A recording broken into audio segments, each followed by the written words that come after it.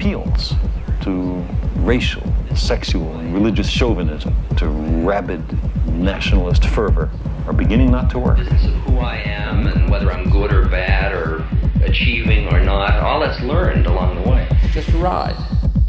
And we can change it anytime we want. It's only a choice. No effort, no work, no job, no savings of money. I realized that I had the game wrong. That the game was to find out what I already was.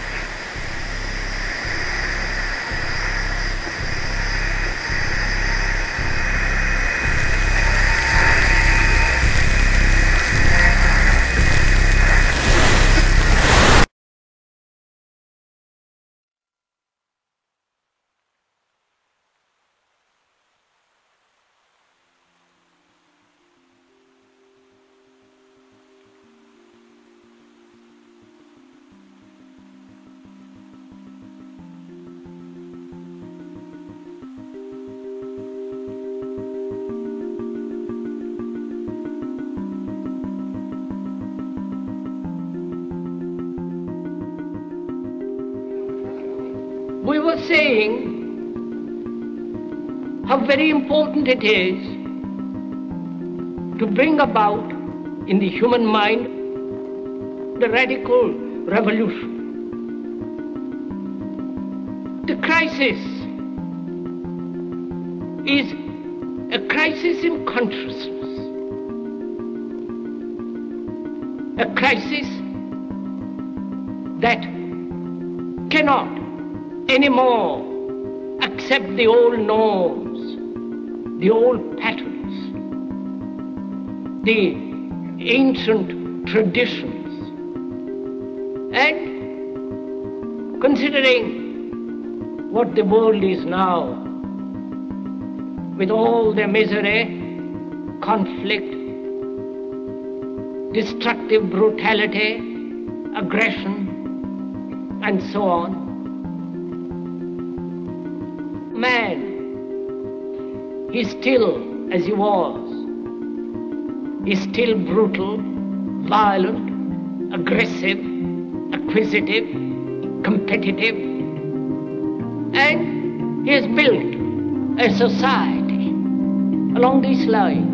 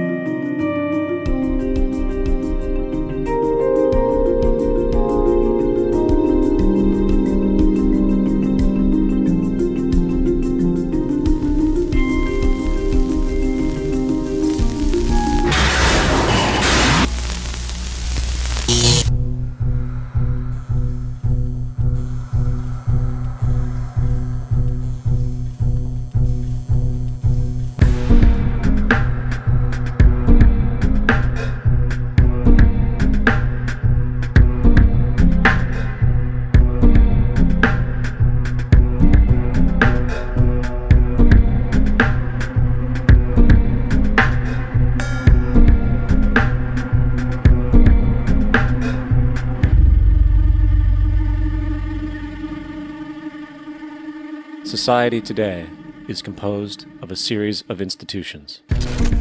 From political institutions, legal institutions, religious institutions, to institutions of social class, familial values, and occupational specialization. It is obvious the profound influence these traditionalized structures have in shaping our understandings and perspectives. Yet, of all the social institutions we are born into, directed by, and conditioned upon, there seems to be no system as taken for granted and misunderstood as the monetary system. Taking on nearly religious proportions, the established monetary institution exists as one of the most unquestioned forms of faith there is. How money is created, the policies by which it is governed, and how it truly affects society are unregistered interests of the great majority of the population.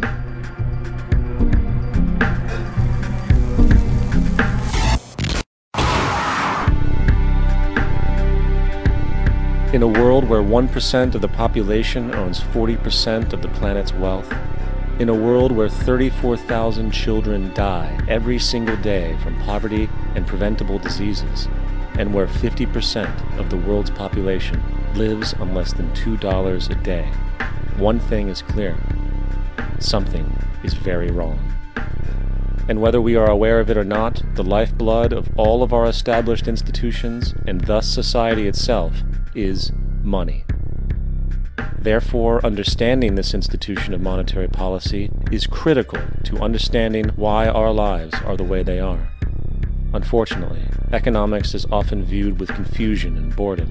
Endless streams of financial jargon coupled with intimidating mathematics quickly deters people from attempts at understanding it. However, the fact is, the complexity associated with the financial system is a mere mask, designed to conceal one of the most socially paralyzing structures humanity has ever endured.